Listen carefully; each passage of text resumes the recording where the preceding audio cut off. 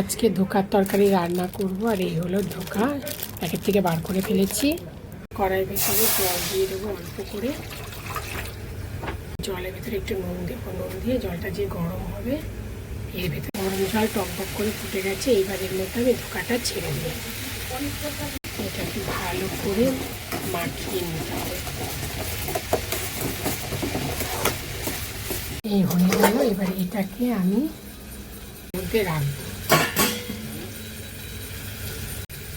থালার মধ্যে রেখে এটাকে ভালো করে এভাবে ছড়িয়ে দেবো। এটাকে থালার মধ্যে এভাবে ছড়িয়ে দিলাম। যখন ঠান্ডা হবে এবার পিস পিস করে কাটবো, কেটে তেলে ভাজবো। কড়াই বসিয়ে দিলাম, তারপরে তেল দিয়ে দিলাম।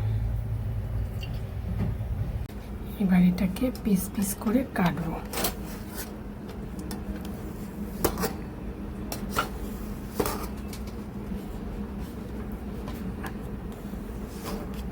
হয়ে গেছে, এবার এক এক করে ভাজবো।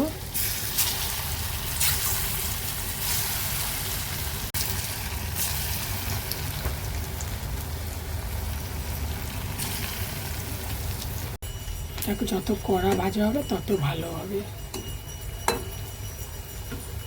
বাটির মধ্যে একটু জল দিয়ে দেবো, চামচ হলুদ দেব, 1 চামচ চিনি, 1 চামচ নুন আর আদা বাটা। এই ধোকা ভাজা হয়ে গেল, কড়া করে ভেজেছি। ধোকা ভাজা তেলের মধ্যে এবার এই মশলাটা ছেড়ে দেবো। এটাকে কষাতে হবে। মশলাটা নাড়তে নাড়তে একেবারে তেল বেরিয়ে যাচ্ছে, একদম কষে গেছে। ঠিক আছে, এবার তেল বেরোচ্ছে। মশলাটা কষে গেছে, তাতে তেল বেরিয়ে যাচ্ছে।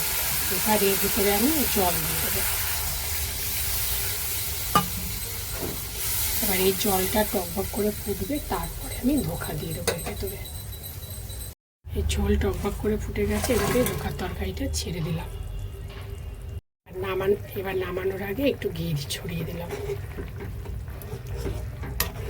নুন মিষ্টি ঝাল সব ঠিক আছে, দেখে নিয়েছি। এবার ঝোলটা অনেকটা টেনে যাবে, মানে এই আমার ধোকা রান্না হয়ে গেল।